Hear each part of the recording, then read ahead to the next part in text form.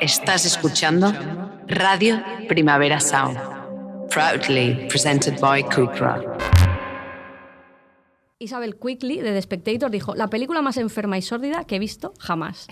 Estas críticas es muy guay porque están esta en última una... es positiva. Exacto, o sea, yo no la veo negativa. Sí, o sea, que digan que algo es sórdido, ¿no?, que has hecho, bueno, pues está bien.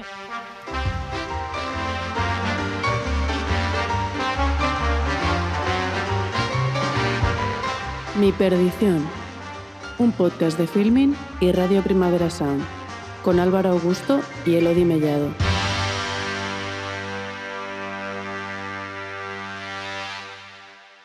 Vale, lo acabáis de escuchar y esta es la primera novedad y a mí me hace inmensamente feliz, que es que durante toda la temporada voy a estar acompañado por una persona que ya conocéis, ha estado aquí 4 veces, hizo conmigo los 2 especiales que hicimos en Atlántida, Mallorca, Film Fest, es piedra angular del equipo editorial de Filmin, es una de las personas más cinéfilas que conozco y es sobre todo amiga mía, Elodie Mellado.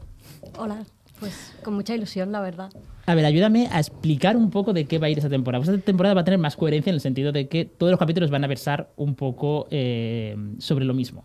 Sí, sobre pelis que no se hicieron. Yo creo que hay una cosa como muy guay, ¿no?, de todo lo que ocurre detrás de las cámaras y que, de hecho, este año se ha notado que tenemos mucho interés por ello. Hay una serie que se ha hecho muy famosa que va sobre todo Intríngulis, que es de estudio, que yo soy muy fan. Y bueno, como esas historias que nacen y que podrían ser películas propias, ¿no?, de todo lo que ocurre entre bambalinas, y nos gustaba mucho como recuperar ese concepto y quizá hablar de películas que el espectador no tuviera tan presentes y que gracias a eso pudieran ver las películas de esos directores que sí se hicieron y que están ahí en la historia del cine.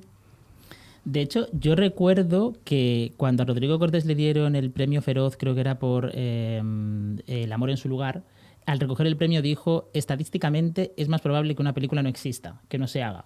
Entonces tiene sentido un poco para que la gente entienda que de las centenares de películas que podemos ver hay miles que no llegaron a hacerse. Sí, sí, que se quedan ahí en proyecto. Y para hablar de este tema tenemos, creo, a los 2 mejores invitados posibles con los que inaugurar esta temporada. El primero es una de las voces más singulares, autorales del cine español. Es escritor, es cineasta, Algo muy gordo con Berto Romero y el primer Filmin original, Doctor Portuondo, llevan su firma. Además, este año acaba de anunciar nueva peli que estamos deseando ver, Pixamovies, Carlo Padial. Muchas gracias por la presentación. Estás sugiriendo por eso que soy un invitado adecuado porque mis pelis no se hacen, ¿no? ¿Qué estás implicando? No lo estaba diciendo por eso. Vale. Es broma, es una de broma. hecho, yo creo que tenemos al mejor invitado posible del cine español en proyectos malditos que alguien nunca que sabe se muchísimo producen. Exacto. ¿A quién se le caen más pelis que a Carlo? Y ahora dejadme que presente a nuestra segunda invitada, porque hablando de Pixamovies, ella es la guionista, es ensayista, es crítica cinematográfica, es una de las personas que más ha hecho por enamorarnos del cine de terror y sobre todo es una persona que debe ahora mismo sentirse muy a gusto porque está en el mismo estudio donde normalmente graba el podcast María Nocturna, de Siria de Fed. ¿Qué tal? ¿Cómo estáis? Me hace muchísima ilusión estar hoy con vosotros porque me parece un temazo la propuesta esta de vuestra nueva temporada y me hace mucha ilusión con Carlo porque, bueno, Carlo y yo somos pareja de hace muchos años y nunca habíamos hecho un podcast juntos, con lo que estamos muy contentos. Sí. Tenemos 2 hijos, pero podcast pero no tenemos podcast en común. Sí. Hasta hoy. Podcast Exacto. es el primero este, sí. Bueno, pues entonces creo que podemos decir que estamos en familia. Yo voy a hacer una pregunta que se va a convertir casi en algo recurrente durante esta temporada, que es: Elo, ¿qué nos traes? Sí, voy a ser yo quien dé el pistoletazo de salida de pelis que no se hicieron. Y bueno, yo voy a hablar de Michael Powell, principalmente, también Emeric Pressburger, porque su carrera está indisolublemente ligada. Powell y Pressburger fueron 2 directores que lo petaron en Reino Unido durante los años 30 y hasta finales de la guerra. Hicieron películas que ahora todos reconocemos y que son historia del cine, como Narciso Negro, una peli muy adecuada para ver con todo el lanzamiento de Lux de Rosalía. Que la vimos hace nada, Sí. La volvimos a ver hace nada y cada vez que la ves, no sé, supongo que estarás de acuerdo, Elodie, qué loca es. Es loquísima. Es como cada decisión que hay en esa peli es una absoluta locura, ¿no? Como de... Igual te queda cuando la piensas así en retrospectiva, piensas más en la propuesta estética, porque Sí. visualmente es una peli absolutamente arrolladora, pero cuando la estás volviendo a ver dices, pero qué locura es esta. O sea, cada vez va más, ¿no? Sí, Como sí, sí. Y a mí me parece como de las más ejemplificadoras de su cine, junto con Las zapatillas rojas y Los cuentos de Huffman, porque al final junta como todo lo que les gustaba a ellos, ¿no? En plan teatro, ópera, toda esta cosa tan pictórica que tenían los fondos de Narciso Negro, que para mí me parece que son en los Una que belleza la mejor brutal, peli, sí. y además es que quedan súper bien. Y sí, es la peli de monjas por antonomasia, así que esa hay que verla. Y bueno, pues ellos se formaron en este contexto y es como curioso porque todas estas películas que eran visualmente muy impactantes y novedosas y que incluso incorporaron una cosa que a mí me gusta mucho recordar, lo del tema del montaje compuesto, que eso es una cosa que hacen por primera vez en Narciso Negro, que esta secuencia que creo que todos recordamos de 10 minutos, donde se junta todo esto de la música y que luego después recuperan en Las zapatillas negras y mucho más en los cuentos de Hoffman. Y de hecho creo que tenemos un corte sobre esto, que habla Scorsese sobre el montaje compuesto, así que palabras mayores. Uno de los mantras favoritos de Michael era todo el arte es uno, porque creía que en una película se podía aunar literatura, música, danza, teatro y diseño para crear una especie de cine total que trascendiera las artes tradicionales. Los cuentos de Hoffman es lo más cerca que estuvo de conseguirlo. También representó la realización de todas sus ideas más aventureras. Es decir, todo el conjunto es a la vez una película compuesta como El experimento de 10 minutos de Narciso Negro y un psicodrama surrealista, como el ballet de The Red Shoes. El resultado es una película que funciona como una sinfonía. Se puede ver una y otra vez, descubriendo cosas nuevas cada vez. Es lo más cercano a la expresión pura que puede haber en el cine. Una imagen tras otra diseñadas para comunicar sentimientos de forma muy explícita. Siempre es un placer escuchar a Scorsese. Este clip es de Made in England, el documental que salió el año pasado, precisamente donde hace un recorrido brutal a la carrera de Powell y Pressburger y sobre todo hace incidencia en la amistad que luego tuvieron y que ahora hablaremos de ello. Y que es una película que realmente es que yo me podría pasar horas y horas escuchando a Scorsese hablar sobre cine, porque es que tiene una forma de analizar los planos, los mensajes, todo. A mí me parece increíble. Además, justamente la carrera de Powell y Pressburger, que a él le tocó muy de cerca, ¿no? Yo, como os digo, conocía estas pelis como súper importantes de Powell y Pressburger, incluso la de Powell, el fotógrafo del pánico, que la hizo en solitario, y yo pensaba que eran personas que siempre habían tenido como muchísimo reconocimiento a lo largo de su carrera.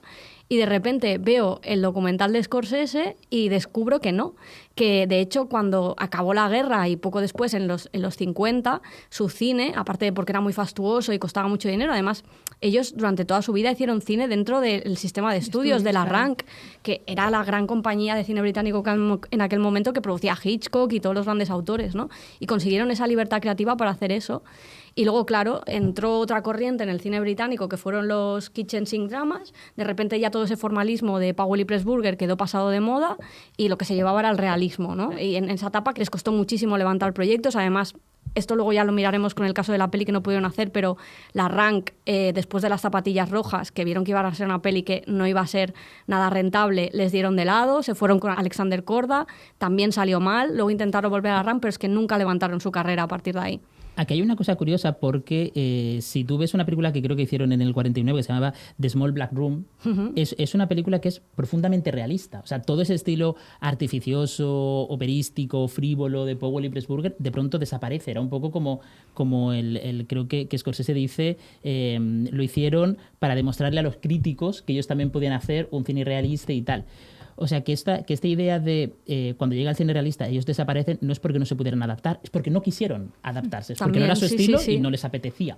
Sí, sí, y luego, por ejemplo, se separan, Emmerich toma un camino y Powell va por separado y estrena El fotógrafo del pánico en los 60, que fue una película que en aquel momento yo quiero leer algunas de las críticas que hizo la prensa porque son absolutamente demoledoras. Es como el claro ejemplo de peli que no se entendió en su época y que después ha recuperado porque es que lees sobre el slasher y la primera que se menciona es El fotógrafo. Y las críticas son: la única forma realmente satisfactoria de deshacerse de Peeping Tom sería tirarla cuanto antes a la alcantarilla. Aún así, el hedor permanecería. Y esto lo dijo Derek Hill de The Tribune.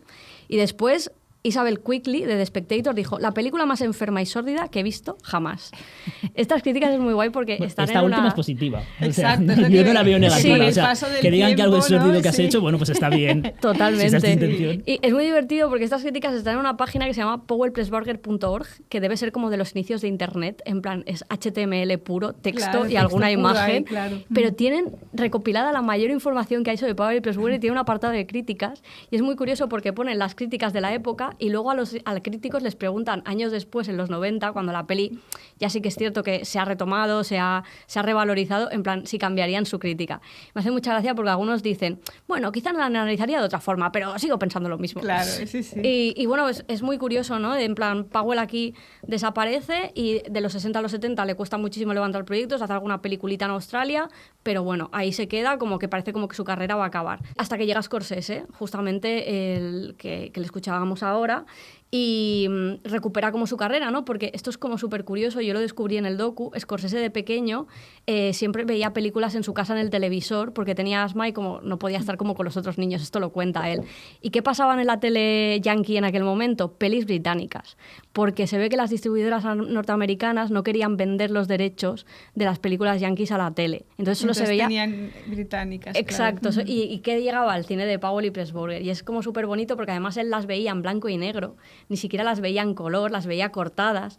No sé si mutiladas, eso no sé si las llegaron a cortar tanto, pero claro, el ratio de la tele no era el del cine, pero aún así esas imágenes le resultaron tan poderosas que le cautivaron y realmente el cine de Powell y Pressburger, esto Scorsese lo dice, es de los más importantes de su carrera e incluso en Malas calles, todo el tema del color rojo está muy inspirado, ¿no? En las zapatillas.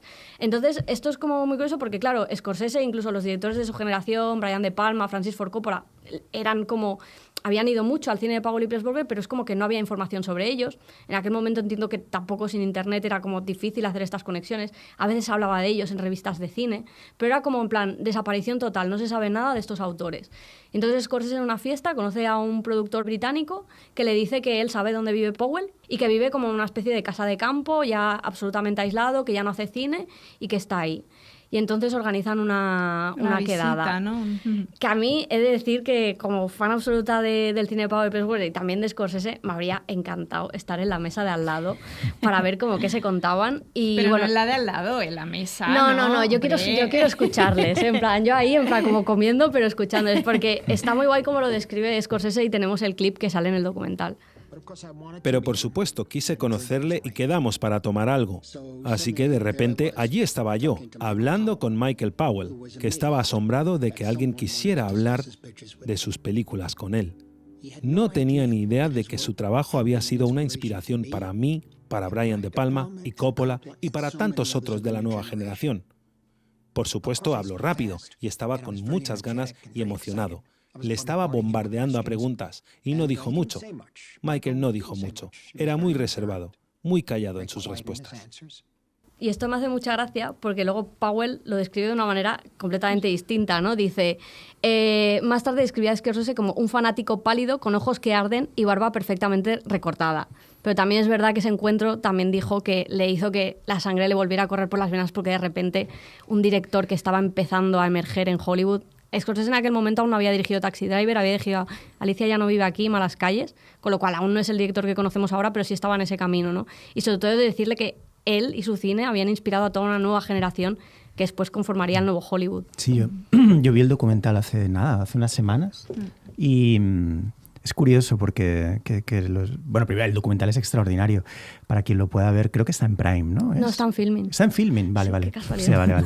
Sí, vale. No lo sé. No sé dónde lo vi. Seguramente lo vi en Filmin. Pero el documental es extraordinario, vale la pena verla. A mí es curioso porque Powell y Pressburger pertenecen a ese tipo de directores que son tan perfectos, tan excelsos en todo lo que proponen, visualmente tan poderosos, que siempre los he tenido como aparte. Es decir, vi el documental, como me pasa con muchísimos directores y directoras, con la intención de poder entrar en su cine, porque he visto todas sus pelis, o casi todas, en la Filmoteca muy joven, y luego las he ido recuperando. Y hay algo en su condición, en su control de la puesta en escena, que es tan opuesto a lo que a mí me suele interesar, que nunca consigo conectar del todo y me sabe muy mal porque vimos, por ejemplo, la peli Narciso Negro el otro día y estaba por un lado maravillado con la puesta en escena y los hallazgos visuales. De hecho hay un par o tres de cosas que me dejaron loco, pero al mismo tiempo era como si no me interpelara en absoluto, o sea, como si fuera un tipo de cine que no me corresponde en cierto modo, ¿no? Que no podría nunca dialogar con él, ¿no? Pero el documental sí, quien nos está escuchando tiene la ocasión de verlo, es increíble y Scorsese tiene esta facilidad como de prescribir y de introducirte a cosas que es extraordinaria, claro. O sea que con Carlo pasa una cosa muy curiosa porque yo lo veo como en el día a día, ¿no? Que realmente es alguien que el cine que se aleja un poco del lugar del que él viene y de los cineastas como que le han marcado, casi como que físicamente como que le interesa, o sea, y todo el rato ves que, por ejemplo, yo a veces, es esto de, por ejemplo, en filming de las últimas pelis que has visto, veo que he visto cachitos de muchas cosas y pienso, ve más cine que, es decir, tiene más voluntad que yo, que me dedico a la crítica de recuperar cosas y tal, pero veo cuando algo le ha sacado fuera y es casi físico, es casi como que lo valora y ve mucho documental sobre cine y se hace como miniciclos. Hace poco te hiciste Resné, ¿no? Como que iba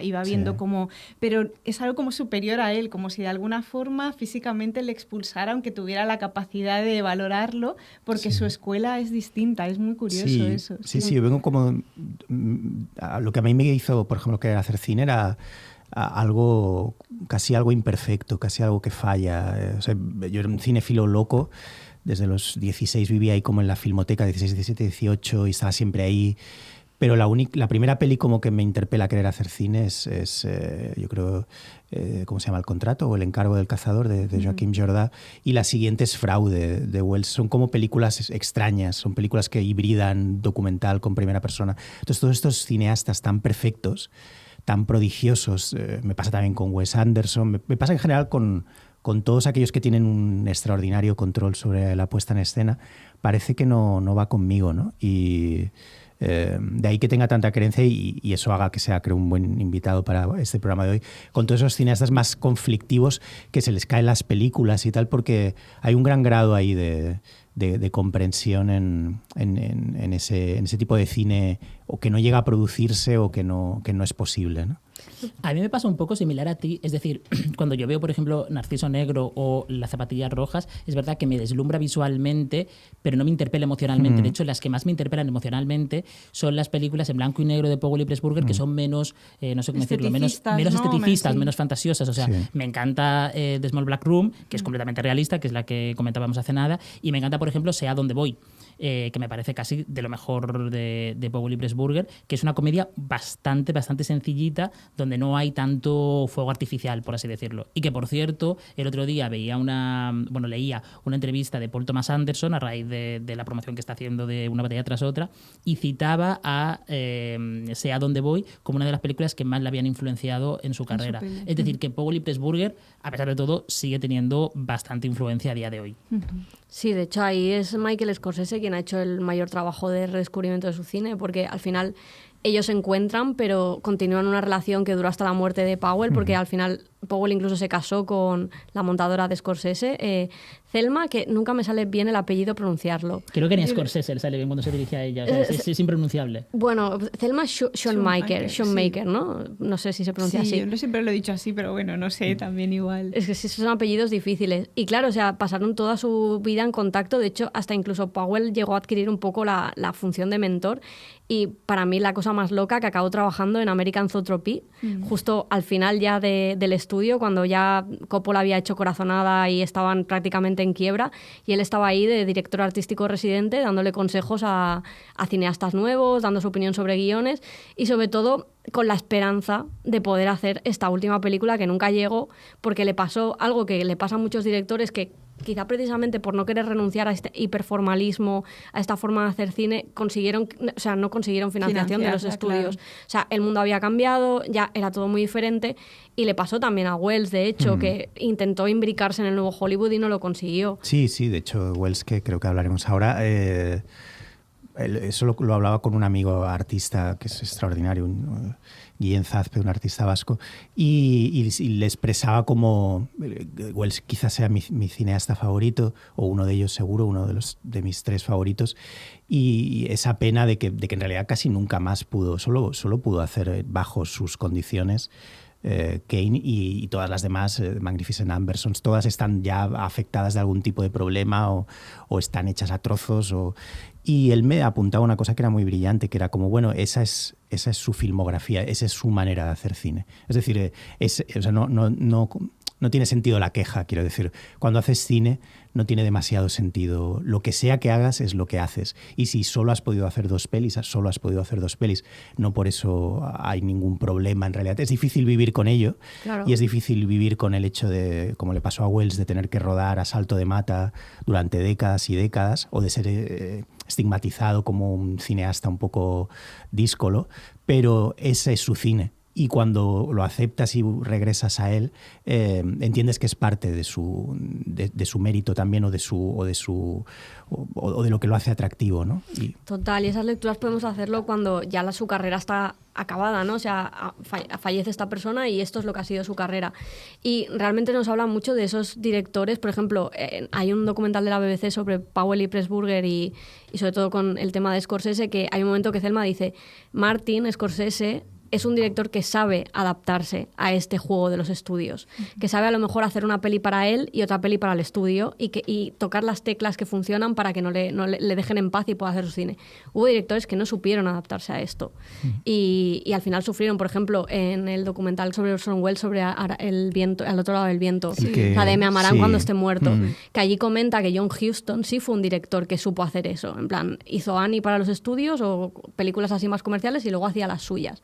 Pero hay otros que no saben hacer esto y que realmente sufren en su vida, porque Powell se pasó toda su vida sufriendo por no poder conseguir hacer esta película de la que vamos a hablar ahora, que era su adaptación de la Tempestad de Shakespeare, que fue un proyecto que estuvo cocinando durante 20 años, estuvo escribiendo el guión, haciendo cambios, presentándolo. Incluso hubo un momento que parecía que iba a conseguir financiación y lo tenía todo para lo que sería el rodaje, pero les faltaba la pieza de postproducción y poder pagar al reparto. Nunca la consiguió. Nunca pudo hacer esa peli y Thelma cuenta que realmente fue como su gran pena. No puede hacer esto. Además, llegaron a tener el casting confirmado. Estaba James Mason, estaba Mia Farrow después de hacer La semilla del diablo. Incluso tuvieron a Vittorio De Sica, pero se cayó porque también falleció en ese momento y se quedó como estancado el proyecto. Y hay una cosa como muy curiosa que es que Powell siempre tuvo la sospecha de que el proyecto no salió adelante por antiguas rencillas con la Rank, precisamente, porque cree que los directivos de ese estudio estuvieron bloqueando la financiación para que él no pudiera hacer la película y al final se quedó ahí porque los del arranque estaban muy molestos por lo que había pasado con las zapatillas rojas, luego el paso con Corda, y no solo eso, sino es que Powell tuvo la osadía de la peli El fotógrafo del pánico, uno de los personajes más antipáticos, que es el director de cine, hizo el cambio con el nombre que le llamó John Davis, era el del arranque, y al protagonista le puso John Jarvis o algo así, Don Jarvis, eso es. Entonces eso ya fue como la puntilla para que le odiara y le bloquearan esta película, que se quedó sin hacerla y que era una película que prometía volver a este formalismo. Estaba inspirada en los cuadros de Goya, en el Bosco, en el Jardín de las Delicias del Bosco, o sea, como toda esta cosa otra vez de que a ti quizá, Carlos, no habrías conectado tanto, pero que era como su gran deseo, ¿no? Incluso en una de las lecturas de guión con James Mason, estaba leyendo James Mason y le dice, ¿eso es Shakespeare? Y le dijo Powell, no. Es Powell, precisamente. Así como... Sí, realmente cuando intentas hacer cine, haces cine, y eso lo hablo con muchos otros directores, directoras, hay esa incógnita curiosa de que hasta que no te metes no lo sabes, que hacer cine solo es una parte del trabajo. Y hay mucha gente muy mediocre que rueda mucho precisamente porque tiene una dimensión política que le permite navegar muy bien el mundo de las plataformas hoy en día o de las productoras o de los sistemas de financiación.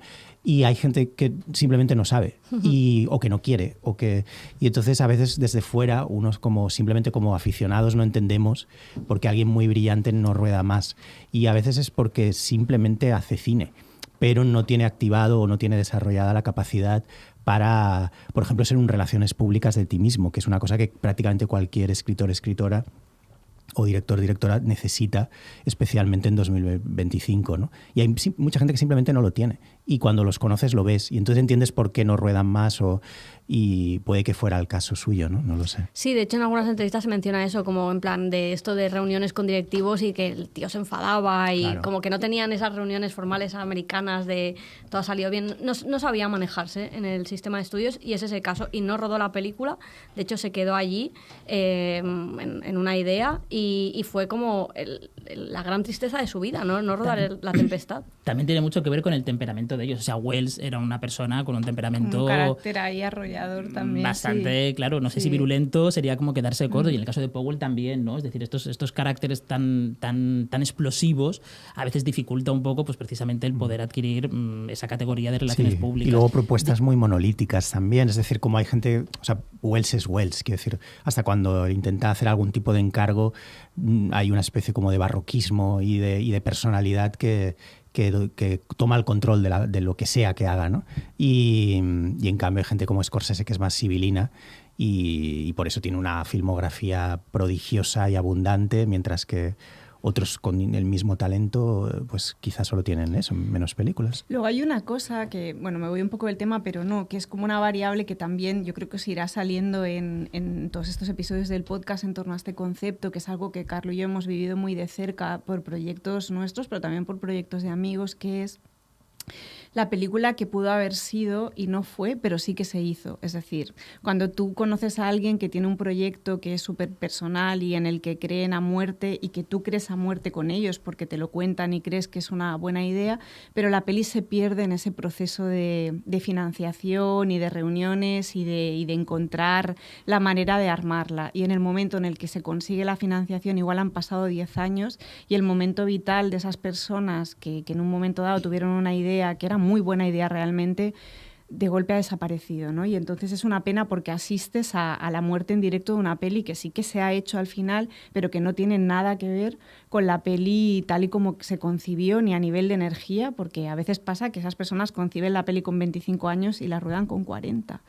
Y el momento vital en el que estaban cuando la pensaron no es el momento vital en el que están cuando finalmente reúnen la manera, ni momento vital, ni energía, ni creer en el proyecto, los tiempos han cambiado y nosotros sí que vemos muchas veces pelis a nuestro alrededor que le tenemos muchísimo afecto a esas pelis a pesar de lo imperfectas que son, porque sabemos que queda algo de lo que era el proyecto inicial y genuino, pero son pelis que son pequeños monstruos preciosos, ¿no? Porque tienen como la esencia de algo que era muy guay, pero que cuando se ruedan por dificultades de producción y por la imposibilidad de financiarlas, ves que no son para nada lo que podrían haber sido y eso nos da muchísima pena y nos pasa mucho. Y Sí, con cuando pelis de llegas colegas a y de rodar gente muchas veces fuera. estás agotado ya Sí, y estás odias cansado. la película ya. O sea, han pasado tantas cosas malas que en el impulso inicial piensas, ¡buah, esta es la mejor película, por fin! Y cuando vas a rodar es como, por favor, acabemos con esto y vámonos a casa creo que voy a tener que devolver el dinero de algún modo, no sé cómo.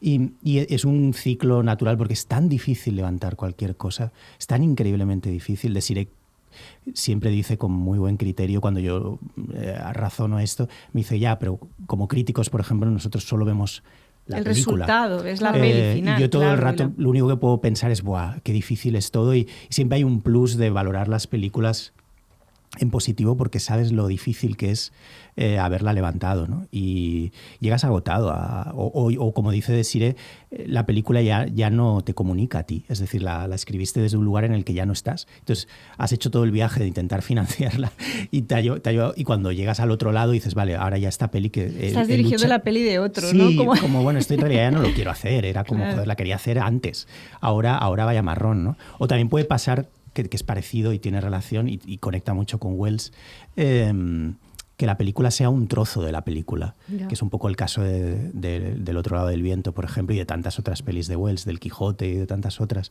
Y a mí, por ejemplo, me pasó con Algo muy gordo, es decir, Algo muy gordo que ya de por sí es una peli incompleta en sí misma por definición, porque es la peli de Berto intentando hacer una especie de comedia súper ambiciosa y solo ves los cromas y a él colgando del arnés.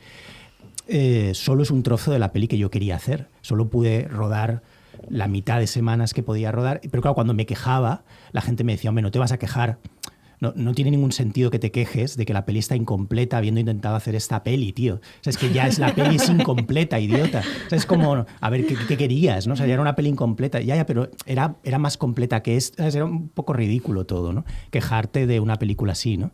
Es muy difícil hacer cine y yo creo que todavía hoy aún lo es más. O sea, creo que todos estos problemas que estás narrando, yo creo que ahora aún es más complejo, porque ahora ya directamente nadie sabe cuál es el modelo. O sea, el otro día escuchaba una entrevista a CMX y decía, la gran cosa que me doy cuenta ahora cuando me reúno con gente de estudios es que ya nadie sabe qué es lo que funciona.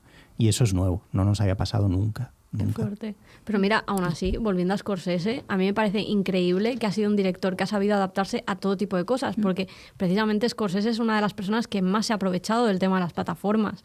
Lo hizo con la peli que rodó para Netflix, con El Irlandés, que era una cosa, bueno, habrá que verla con unos años, pero a mí en el momento todo el tema del motion capture que hicieron me pareció un poco espantoso verlo en el cine. Y luego también la de Asesinos de la Luna, que de hecho es incluso con otra plataforma. Exacto. O sea que el tío ha sabido seguir abriéndose camino y me parece que es muy loable con la edad que tiene, lo lúcido que está y lo multitasking que es, porque luego también salen de estudio, es el rey de TikTok del cine. Y es alguien que sigue pensando el cine, ¿no? Es decir, que eso es otra figura que muchas veces es justo no es el perfil de director que se aísla, es un director que sigue estudiando el cine, pensándolo y comunicándolo, porque lo que hace que esté todo el rato saliendo en esta conversación es que más allá de que sea evidentemente una persona que sabe muchísimo de cine, es que tiene la capacidad de comunicarlo de una forma muy accesible. Es un divulgador del cine increíble y eso son figuras raras, ¿no? Hay muchos directores que tienen esa naturaleza más de encerrarse en sí mismos y de pensar, y él al mismo tiempo que levanta sus proyectos que son puro Scorsese y muy personales dentro de que es un director con una ambición muy mainstream y muy de hacer un cine accesible, también está pensando en el cine que hacen los otros y eso es como la gran diferencia y es algo bastante singular que no se da tanto, no hay tantos directores que tengan también esa función de profes, ¿no? De cine. Sí. Y de recuperador y no incluso. Eso iba a decir, de recuperador, porque cuando Powell cae, que le estira la mano y le dice te vamos a volver a poner un poco en el ruedo, es precisamente Scorsese. O sea, y con The Film Foundation también, que precisamente se han dedicado a restaurar muchas de las pelis de Paul y Pressburger. Justamente en 2023 hicieron la restauración del Fotógrafo del Pánico, que hicieron un pase en Locarno este año, y que y no solo con las pelis de Paul y Pressburger, la ha hecho también con muchísimas otras películas, ahí con su propio capital, porque él también tiene mucho este tema de lo de la conservación del cine, en plan de todas estas películas que se rodaron en celuloide, que nos han llegado a cachos, de ponerlas y darles lustre, ¿no? Sí, y en un momento en el que eso es como una conversación recurrente y que seguro que eso está pasando igual, pero es una conversación de café y de comida y de cuando haces algo un poco más, pues cuando das clase o cuando haces podcast de cine, que es este momento en el que estás, en el que parece que el pasado ha dejado de tener sentido, ¿no? Que vives en un momento de inmediatez y de un poco que la forma de acercarse al pasado es por la vía de la nostalgia. Parece que es la única opción posible cuando el pasado hay que recuperarlo, porque es la única forma, y más en un arte como el del cine, ¿no? Y entonces que sigan permaneciendo figuras como Scorsese cumpliendo esa labor a día de hoy es mucho más exótico de lo que pensamos. Total. Bueno, veo que estamos disparando como hacia diferentes lados. Yo voy a recuperar un momento lo que has dicho, Elodie, del tema de La Tempestad, porque sí que es verdad que Powell de alguna manera pudo resarcirse, aunque fuese a través de otra persona, y es que Derek Jarman en el 79 estrenó precisamente La Tempestad y dicen que muy inspirado precisamente por las ideas de Powell. Aunque en clave mucho más homoerótica, mucho más queer. Tiene un final muy bonito que es musical. Y es una cantante, no recuerdo ahora mismo su nombre, era famosa en la época, cantando rodeada de marineros, antes de que Jean-Paul Gaultier pusiese de moda lo de los marineros así como muy, muy homoerótico. Y antes has mencionado Al otro lado del viento, de Orson Welles, que para quien no lo sepa es una película que él no pudo completar y que se completó después bajo la supervisión de Peter Bogdanovich y que se estrenó en el Festival de Venecia en 2018, y sí que me gustaría un poco hablar de este tema y de esta película en concreto. Sí, el otro lado del viento es uno de mis proyectos como recurrentes, obsesivos, cuando yo empezaba a intentar hacer cine. Y era eso, una rata de filmoteca y había visto todo y entonces, que era casi pre-internet, yo soy mayor, era como una leyenda, es decir, yo iba a la filmoteca en un momento en el que la gente todavía pasaba cintas de VHS de pelis raras de Bresson que no habían tenido a lo mejor todavía edición en DVD o que no se encontraban. Y El otro lado del viento era como una de esas leyendas cinéfilas que casi todos compartíamos y de la que de vez en cuando se pasaba algún trozo. De vez en cuando me acuerdo que Oja Kodar, la viuda de Wells, no sé si fue en el centenario de su nacimiento o algo así, en el CDCB, vino y trajo como, tengo 5 minutos. Y yo tuve la suerte de estar allí y esos 5 minutos los recordé durante años. Me pareció que Wells definió como el cine o un potencial determinado del cine como en 3 ocasiones, ¿no? Con Kane, para mí luego con Fraude, y El otro lado del viento era como la siguiente cosa, que es una cosa a la que yo creo que ni siquiera se ha alcanzado. Si tú ves los trozos que sí pudo montar él, es algo... Bueno, yo nunca he visto nada parecido. Es un cine ya como con un punto de vista múltiple, con un sentido del humor increíble. Para mí va más allá de Internet. No sé, estaba como en una peli hecha con ayuda de estudiantes y demás que nunca llegó a completar, como muy ambiciosa y a la vez muy rara, una especie de sátira sobre el cine y protagonizada por John Huston, pero se convierte de golpe como en esa especie como de unicornio raro para un cinéfilo fan de Wells, como era mi caso. Y luego en YouTube empezaron a subir algunas escenas, podías cazar alguna... Como pasa con todas las obras muy enigmáticas, también tienen esta categoría cambiante, ¿no? Pasa también con algunos discos, no sé si os habrá pasado alguna vez, como los discos realmente profundos, en mi caso, pues yo que sé, de Johnny Mitchell o de Sly and the Family Stone, ¿no? Cambian cada 2 o 3 años y no acabas de entender muy bien por qué. No sabes si es que porque escuchas versiones diferentes, porque te estás quedando sordo y entonces solo oyes por un oído. No sé por qué es, pero pues con las películas realmente mágicas o tienen algo que son como inagotables, ¿no? Y cuando encima no se han podido rodar del todo, no se han podido completar, como es el caso del otro lado del viento, adquieren esta cosa medio mística, extraña. Cuando finalmente la editan y la sacan en Netflix bajo esa supervisión de Bogdanovich, a mí la peli me parece una maravilla, pero entiendes que es solo una posibilidad de ese proyecto, que nunca llega a completar todo lo que podría haber sido esa película. Y es una variante muy interesante del cine no producido. Es esta sensación de bueno, nunca llegaremos a tener del todo esa película, y es parte de su encanto también, ¿no? Yo no comparto tanto tu entusiasmo por esa película. A mí me parece más un esbozo que una película. Creo que es una película que le falta ritmo, que está como deslavazada, que muchas veces no sabes muy bien por dónde quiere ir, y es normal porque es una película inconclusa. Y creo que al final está bien verla un poco como un ejercicio de curiosidad. Pero tengo una pregunta que lanzaros a los tres, y es, no es una película que decidió hacer Orson Welles, pero no la montó él. Por lo tanto, ¿qué queda de la mirada y de las intenciones originales de Welles una vez que es otra persona quien reconstruye y completa su trabajo? Porque esta fue la gran polémica cuando se estrenó precisamente en Venecia en 2018. ¿Se puede hablar de que Al otro lado del viento es una película de Orson Welles realmente? Pues para Carlos sí, porque esas imágenes, ¿no? Para él tienen una fuerza, ¿no? Que un poco es esta cosa como también de que también tanto él como yo tenemos esta idea de que a veces una película nos puede entusiasmar por 10 minutos, aunque el resto sea una catástrofe. O sea, tenemos esta cosa de que no entendemos el cine, estoy hablando en plural, si no me desmientes, como un total. Yo a veces hay películas que tengo 10 minutos. Antes hablábamos antes de empezar a grabar, de Beau is Afraid, por ejemplo, de la película de Ari Aster, ¿no? Que es una peli que yo solo por ese primer acto ya me daría igual. El resto me interesa, me gusta, pero me daría igual que fuera catastrófico, porque eso me... Entonces yo creo que en este caso, si a él realmente le impactan tanto esas imágenes que él sabe genuinamente que es puro Welles, pues esa peli es importante para ti y tiene mucho de Welles dentro. Claro, todo depende de qué te lleve a ti al cine. El cine es una cosa tan amplia, me pasa también con la literatura. Yo me funciono más como por fragmentos. O uno de mis escritores favoritos es Walser, y me interesan esos microgramas, me interesa esa condición casi de literatura aparentemente menor.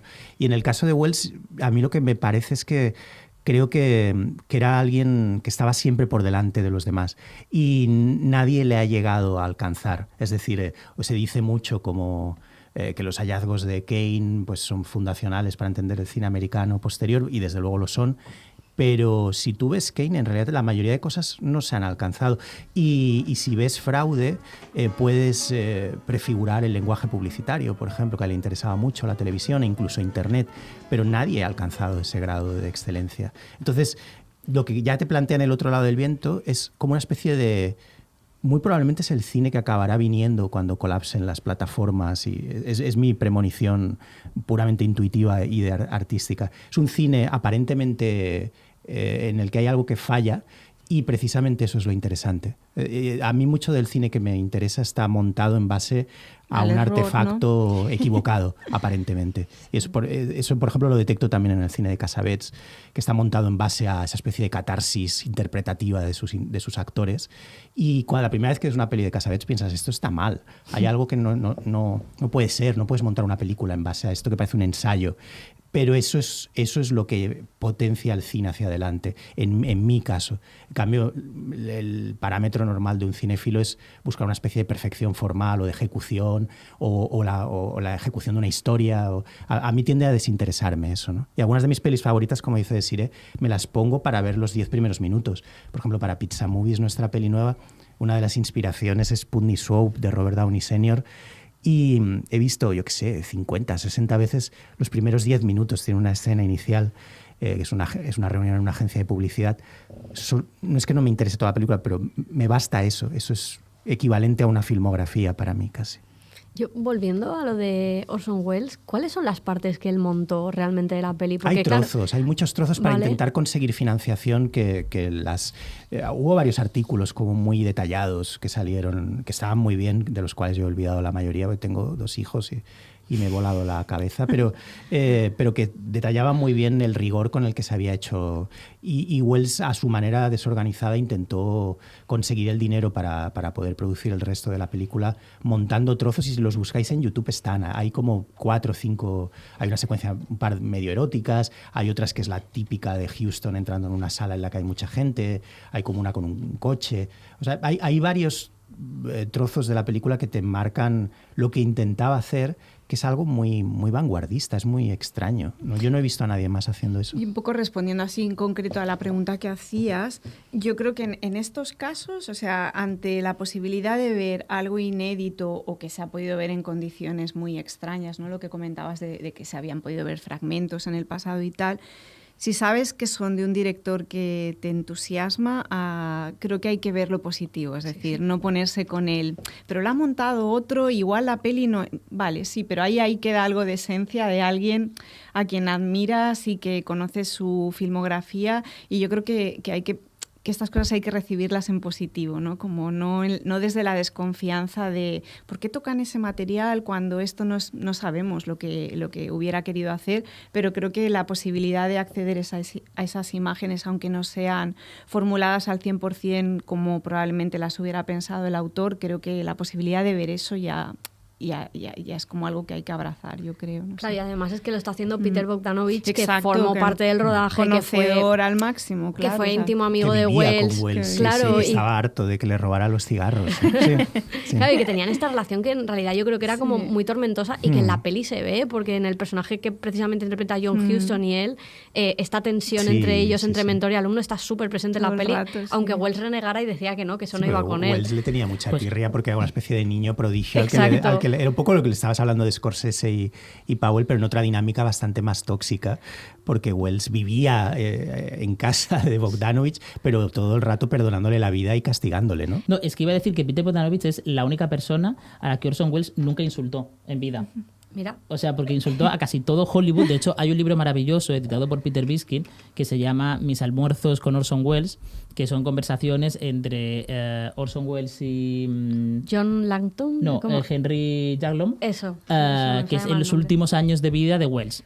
Y Welles directamente, claro, ya era un hombre pues a la vuelta de todo, en fin, se dedica a cagarse en todo el mundo, pero además a escupirle a amigos y a enemigos por igual. O sea, yo he sacado algunas frases porque me han parecido como divertidas. Se mete mucho con el físico de la gente. O sea, sobre Bette Davis dice: nunca soportaría observar a Bette Davis, así que no quiero verla actuar. Sobre Marlon Brando dijo: ese cuello como una salchicha enorme, como un zapatón de carne. que también te digo yo que está Orson Welles como para hablar del zapatón de carne de nadie, pero... Como lo que llamamos una persona faltona, ¿no? Era un faltón. Muchísimo, con muchísimo. mucho gusto y muy divertido. Muy gracioso, El libro es fascinante, El realmente. libro es fascinante. Y después está Woody Allen. Con Woody Allen se explayó. O sea, de Woody Allen dijo, físicamente detesto a Woody Allen. No me gustan los hombres como él. Padece el síndrome de Chaplin, una particular combinación de arrogancia y timidez. Todo aquel que habla en voz baja y muy despacio y se arruga delante de los demás es inconcebiblemente arrogante. Parece tímido, pero no lo es. Tiene miedo, se odia y se ama al mismo tiempo. Y por eso está siempre tenso. Y luego las personas como yo tenemos que darle carrete y fingir modestia. También hay que entender a Welles y Bogdanovich, creo que lo explico 1000 veces, que los últimos años de Welles, los últimos, cuando él intenta regresar a Hollywood y después de todos esos periplos raros por todas partes, por Europa, Latinoamérica y demás, Welles se convierte casi en una caricatura a ojos de los demás, desgraciadamente, cuando él no lo era para nada. Era un cineasta en activo y avanzadísimo, más avanzado que el resto. Y la gente, Bogdanovich lo ha contado muchas veces, los productores se citaban con él solo para decir que habían comido con Welles, sin ninguna intención de producir nada. Y Welles lo sabía eso. Y yo creo que eso le fue lastrando mucho y le fue mermando mucho psicológicamente, ¿no? Él sabía que se había convertido como en el típico personaje que podemos conocer otros, o podemos, quizá en el presente podamos conocer a no sé, quien sea, ¿no? A un actor que quizá está un poco loco y que te gusta decir que has comido con él solo para decir que has comido con él, aunque nunca pretendas meterlo en tu película, ¿no? Hay una cierta maldad ahí que también hay que comprender, ¿no? Lo increíblemente cruel que se puede llegar a ser, y lo que gusta también ver a un genio en horas bajas, ¿no? Yo creo que hay una cierta mediocridad también ahí, ¿no? Sí, de hecho con Bogdanovich tuvieron como esta relación muy tensa porque parecía como que Bogdanovich iba a poder ayudarle, pero finalmente no, porque a Bogdanovich es que le acabó pasando un poco lo que le pasó a Welles, que cuando estuvieron rodando Al otro lado del viento, sí que él venía de haber hecho pues de Last Picture Show, de Last Picture Show, todo esto, y era como el gran autor en auge, y de repente le pasa lo mismo, se la pega y ya no consigue remontar su carrera. A mí, yo te preguntaba lo de qué partes eran de Welles y qué partes de Bogdanovich, porque a mí me parece como muy curioso, al final no deja de ser Bogdanovich, que también es un gran autor del cine, montando una película que además Welles incluso le dijo acábala por mí, no sé si era un abutado o lo pensaba de verdad, pero que tiene como ese doble valor de que es la visión de Welles sumada a la visión de Bogdanovich. Y hay escenas que yo no sé por quién están montadas, pero es que me pareció muy, muy divertido cuando la vi, de que es que le están haciendo como un gran discurso a John Huston, a este personaje, le están diciendo el gran autor de cine americano, el Fritz Lang de América, no sé qué, y de repente hay cortes a primer plano de la cara de Bogdanovich como riéndose. Y pensé, ¿eso Welles lo habría montado así? ¿O es como una especie de broma Yo creo que sí, interna de porque Bogdanovich? los trocitos esos corresponden a los fragmentos que se habían podido ver.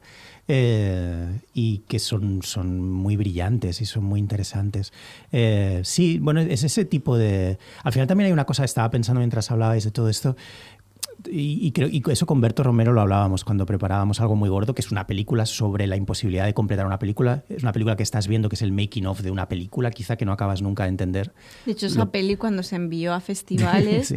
Nos escribían diciendo, nos habéis enviado el making en vez de la peli. Enviad la Academia de Cine Español dijo, está guay, pero nos habéis enviado el making. Enviad la película, por favor. No, esta es la película que ha hecho este idiota.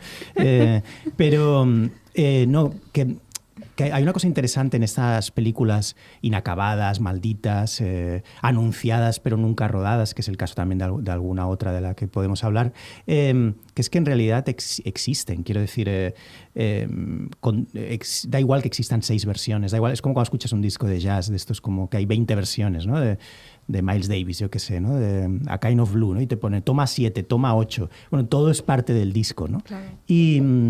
Y tiene que ver con las obras grandes, es decir, eso solo te lo puede admitir o autores muy grandes o obras muy grandes, que da igual que no se rodaran, ¿no? Beckett también tiene este libro maravilloso que cuenta todas las ideas para películas que no pudo hacer, y bueno, esa es su filmografía, ¿no? Luego, aparte tiene esas piezas cortas maravillosas, pero al final también, dentro de lo duro que es hacer cine, te das cuenta de que tu obra se va a presentar de una forma inesperada, insólita, y es muy bonito eso, cuando por ejemplo te metes en YouTube y entras en esa especie como de madriguera extraña de hipervínculos y en relación a un determinado autor o autora que te guste. Eso también es su filmografía también, ¿no? Es muy interesante eso. Mira, pues recojo una cosa que has dicho, que son proyectos anunciados que nunca se llegaron a hacer, porque en este caso creo deciré que tienes algo que comentar sobre Harmony Korine. Sí, es de los pocos directores por los que Carlo y yo estamos unidos, porque tenemos gustos muy distintos del cine, o sea, venimos de lugares completamente opuestos y me acuerdo cuando empezamos a salir era como un poco, hoy elijo yo la peli, hoy la elige él, y nunca coincidíamos ni en décadas de interés por determinadas pelis, ni en el tipo de cine que nos interesa, y en cambio Korine es como alguien que nos fascina y que siempre nos ha interesado a los dos. La primera peli que fuimos al cine a ver juntos fue Spring Breakers. Sí. Sí, fue. Y de hecho hubo como una ocasión previa de verla. Yo la vi en Sitges por primera vez y tú no pudiste porque no conseguiste entrada, no sé qué. Y siempre había como esa broma de que no la habíamos podido ver allí juntos y luego la fuimos a ver al cine. Es una peli que nos parece esencial para entender el cine de las últimas décadas. Nos gusta genuinamente. Y Korine siempre ha sido una persona que a mí me ha interesado porque creo que es un perfil distinto al de Scorsese. Si Scorsese cumple esta función como de recuperar, como decía Álvaro y como comentaba Elodie, de intentar como recuperar el cine y hacer este ejercicio como de un poco de profe, ¿no? De divulgador. Korine yo creo que es alguien que nunca se conforma con el punto en el que está el cine y siempre quiere ir más allá, ¿no? Y siempre intenta entender que el cine no se puede entender como un medio aislado, sino que lo tienes que entender en conjunto con otras disciplinas que hay alrededor, ¿no? Artísticas o no, y es alguien que siempre ha estado muy influido por internet, por el videojuego, por todo. Entonces me parece que es un tío que es interesantísimo porque siempre es un poco como alguien que está incómodo en la vida y está incómodo en el cine y siempre prueba otras cosas. Esto no quiere decir que todos los proyectos en los que se meta me interesan, porque por ejemplo la deriva esta última que ha tomado con esta compañía que se llama Edgelord, ¿no? Que es como multimedia, chiflada, que salen con máscaras para presentar los proyectos, no sé qué. Es verdad que a mí Agrodrift o Baby Invasion son pelis que me interesa más el concepto en sí que luego la experiencia de verlas, pero sí que me importa el discurso que él tiene, como de no nos conformemos con el punto en el que está el cine e intentemos ir un poco más allá. Y entonces en esta cosa como de obsesión un poco por Korine, no el Korine solo director, también el que dibuja, el que pinta y tal, siempre he tenido mucha curiosidad por estos proyectos que nunca llegó a rodar.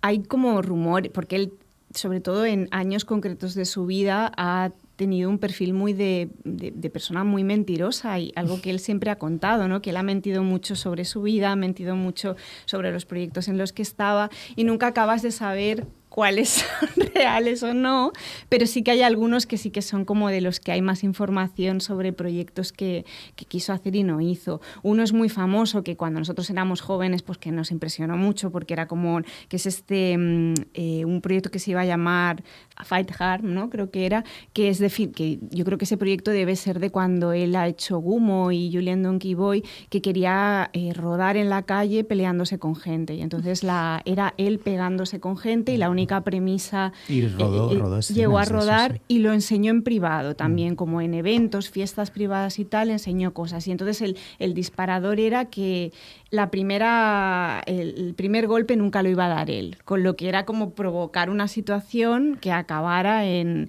Y entonces es algo que nunca se llegó a acabar, porque evidentemente la naturaleza del proyecto es profundamente estúpida, ¿no? Pero si os fijáis, algo hay ahí de Trashampers, ¿no? Que la rueda 10 años después, y que también es una peli que juega a lo performático, ¿no? Con estos ancianos haciendo auténticas barbaridades en la calle, y es su peli más un poco más radical, ¿no? Así, a día de hoy, yo de hecho la intenté programar una vez en una cosa que programé y me dijeron, no, esta peli igual no la quiere ver nadie. Es una peli que me encanta y me gusta muchísimo, pero es un poco, esa peli era un poco Trashampers, yo creo. Hostia, a mí me recuerda mucho también a lo que hacía Andy Kaufman, ¿no? De Exacto, esta provocación. Sí, totalmente, sí. Me encantaría que en algún momento en el CDCB pusieran imágenes de esta película también. Él citaba a Buster Keaton como influencia. Exacto. También. O sea, él intentaba actualizar el slapstick Music, Claro. a su manera loquísima, ¿no? Bueno, sería un poco lo que hacen algunos youtubers ahora. Sí, total, o sí, que, sí. de que se ponen a provocar a la gente para conseguir Sí. este clip viral de me pegan de vuelta, ¿no? Exacto, sí, ¿no? Es eso, pero 30 años antes, ¿no? Qué O sea, es fuerte. como... Y es en el momento en el que él tiene esta cosa que, bueno, que te había hecho Gummo y Julian Donkey, que son dos pelis extraordinarias y con muchísimo cine dentro, pero sí que él estaba todavía con la estela esta como del enfant terrible, ¿no? De todavía gente que la asociaba más casi a Kids que a luego dirigir Gummo y hacer Julian Donkey Boy, que son dos pelis absolutamente increíbles, ¿no? Y muy influyentes para mucha gente, no solo a nivel cinematográfico, sino también a nivel estilístico, ¿no? Como un tío que propone algo muy chulo. Por eso a mí me Y lo- interesa mucho lo que está haciendo ahora con todo el tema de las El- cámaras a térmicas. mí me interesa conceptualmente, Claro. pero luego el resultado me resulta frustrante. Bueno, O sea, es el concepto ese de peli fallida, ¿no? Sí. De no me quedo con todo, pero me quedo con estos 10 minutos que son increíbles. sí. De hecho, hay uno de los proyectos que anuncia posteriormente, después del estreno de Spring Breakers, que es un super thriller, que iba a ser como un thriller criminal, que con un reparto increíble, que iba a ser con Benicio del Toro, al principio iba a ser con Jamie Foxx y en medio proceso cayó y entró Idris Elba, iba a salir Pattinson, y que un poco el argumento me recordaba un poco lo que me contabas tú, que yo no la he visto, la nueva de Spike Lee, que el argumento era como de un tipo que salía de la cárcel y quería vengarse de un antiguo amigo que le ha traicionado, y que ese antiguo amigo es como una estrella del rap, o sea, como un tío muy conocido, ¿no? Y ese proyecto cayó como 3 semanas antes del inicio de rodaje. Siempre se ha dicho que por movidas con uno de los actores, pero nunca se concretó exactamente qué pasó, y al parecer ese proyecto lo ha recuperado ahora desde Edgelord, desde esta compañía, como peli de animación. Guau. Y con estética de anime japonés. Ya o sea, quiero como- verla. Y entonces hay como informaciones cruzadas. En algunos sitios pone que está en preproducción, en otros que está acabada, en otros que están buscando financiación en Asia, pero es como un proyecto, esto que decimos de proyectos que durante, claro, Spring Breakers debe tener 12 años o así, y de golpe no la pudo hacer en ese momento y decide como retomarla como película de animación dentro de este... que era muy divertido, porque lees argumentos por ahí, de los primeros argumentos que salían, y era Pattinson como de Lord de la droga surfero, no sé qué, era como unas cosas muy en el universo este de Spring Breakers, y era lo que él llamaba como una trilogía que quería hacer sobre Florida, que es verdad que te hace Spring Breakers, luego hace, que a The nosotros Beach nos encanta, Bum, de sí. Beach Bum, Sí. y esta podría haber sido la otra, y al parecer es como una peli que ha retomado ahora como peli de animación. Me gustan mucho estas películas que se anuncian, desaparecen, Exacto. luego se retoman, que pasan décadas. O sea, el caso más paradigmático es el de Coppola y Megalópolis. Creo que cuando Exacto, recogió la con Palma la- de Oro en Cannes por Apocalipsis Now, ya hablaba de De esta Megalópolis. peli, sí. Y de hecho, luego ha llegado y ha sido como para mucha gente una gran Una decepción, ¿no? Ujú. Y es como, o sea, yo creo que hay películas, como ciertas historias de amor, que viven mejor en lo platónico. Sí. Que casi que si no se hacen, mejor. O sea, si Coppola hubiese muerto, que le deseo muchos años de vida, evidentemente, y no hubiese hecho Megalópolis, estaríamos aquí ahora los cuatro diciendo, uff, nos hemos perdido una obra maestra. Ya, puede ser. Y sería sí. una película que nos habría acompañado durante décadas, yendo soltando como noticias de, no, es que ahora tengo la primera versión escrita del guión, no, es que tengo confirmado no sé qué actor, pero ahora ha Sí, caído. también pero tiene no sé mucho qué. que ver, yo creo, esa visión que estoy súper de acuerdo, pero tiene mucho que ver con la cultura en la que vivimos, de la potencialidad nunca entregada. Es decir, las películas de Marvel juegan todo el rato a eso. Es decir, no es tan importante la película, sino lo que puede haber en la película mientras la están preparando, y las secuencias postcréditos es lo más importante, es lo que genera, es donde de verdad nos van a dar lo siguiente. Es verdad, esta peli ha estado mal, pero en la secuencia postcréditos ya nos están Entonces, esa cultura que es muy de internet, muy de pistas, muy de foros, muy de hilos, de Twitter, de Reddit, lo que menos importa son las películas en sí. Hay una especie como de deseo, como de omnipotencia infantil que nada va a satisfacer nunca, y que también tiene que ver con el ritmo al que consumimos las cosas. Nada es suficiente para los bebés que somos, para los espectadores. A mis hijos les pasa. Es decir, están deseando ir a un sitio, pero una vez ya te están diciendo, cuando salgamos pediremos pizza. Y es como, bueno, llevas una semana pidiendo venir aquí. ¿Podemos estar 2 minutos? Hay algo de eso, de ese carácter un poco infantil, de esa infantilización a la que nos ha llevado la lógica tan binaria y tan jodida de redes sociales, internet y demás. Sí, yo creo que también en el caso de Coppola es una película que quizá la hemos visto ahora desde muy cerca y tienen que pasar unos años también para ponerla en contexto. No sabemos si va a ser su última película. Creo que también ha sido bastante incomprendida a nivel de imagen. Creo que propone cosas que quizá ahora nos suenan como muy barrocas, pero que creo que con ojos con nuevos... el tiempo, sí. Con el tiempo yo creo que es una peli que se va a reposicionar. No sé si va a generar si se va a decir en algún momento que fue una buena película o lo que sea, se convertirá pero en peli de culto, ¿no? eso es, pero creo que por ese camino va a ir. Aunque ahora ya ha sido totalmente... Conozco a muy poca gente que le gustara. Habrá que hacer como con El fotógrafo del pánico, pero preguntarle Exacto. dentro de 20 años a los críticos que la pusieron a parir. Exacto, sí. Estaría hace guapo poco. hacer eso. Sí. Vamos a cerrar ya, pero sí que tengo una pregunta, y esta es muy personal, que es un proyecto frustrado, un proyecto soñado que no salió, un proyecto que se hizo imposible, vuestro, ¿cuál sería? ¿Una película que has intentado hacer o...? Sí, claro. O Bueno, son escribir o- muchas, claro. En general uno tiende a no querer hablar de lo que nos sale para no gafar la posibilidad de recuperarla en el futuro o lo que sea. Pero bueno, justo antes de Pizza Movies a mí se me cayó una peli que tenía con Arturo Valls que nos hacía muchísima ilusión, que se llamaba La peor mitad y que yo espero en algún momento poderla hacer. Y estuvimos 2 años trabajando en el guión y en la preproducción y cuando estábamos a punto de ir, eso es otro de esos casos, de tantos que hay, pues no se completa la financiación y se cae todo, porque al final si no tienes una parte no puedes no sé qué. Y es algo frecuente eso, desgraciadamente, ¿no? Y bueno, al final yo tiendo a no... El desánimo me dura muy poco, me dura un día, 2. Es decir, tiendo a entender que esto es como muy dinámico, a que no hay nada... nunca hacer cine tiene algo como de platillos chinos girando. Entonces el truco yo creo es tener siempre muchos sabiendo que se van a caer casi todos y poner otros a su vez a girar mientras que otros están cayendo y no tener toda tu vida puesta en esa película o en ese lo que sea, porque por lo que hablábamos es tan increíblemente difícil, especialmente películas hoy. Es decir, cada vez... ahora hay esta realidad de series y tal, donde también la autoría a veces queda un poco más diluida, pero si tú estás muy comprometido con la idea de hacer cine y lo que quieres es levantar películas, te vas a llevar muchos disgustos porque cuesta horrores levantar las películas. Entonces, yo en mi caso es esta, la peor mitad, una película que teníamos con Arturo Valls que nos hacía muchísima ilusión y creo que es el mejor guión que hemos escrito, vamos.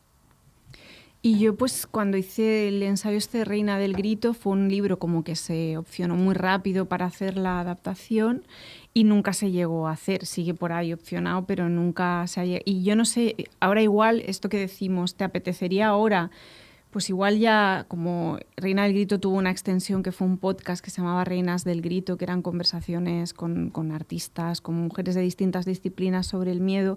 Igual ya es una etapa que quiero cerrar, pero en el momento la idea de convertir ese libro en algo quizá más documental que de ficción me hacía mucha ilusión y como pasa continuamente que se opcionan mogollón de libros y de cosas y luego ni un 20% se acaban financiando y sí que me hubiera gustado como que se hubiera acabado con algo audiovisual porque es un libro que habla de cine y nunca se consiguió. Eso igual sería como así el proyecto. Sí, eso os da para otro episodio, que Exacto. es el mercado de los derechos de libros que nunca se van a producir, que son la sí. mayoría.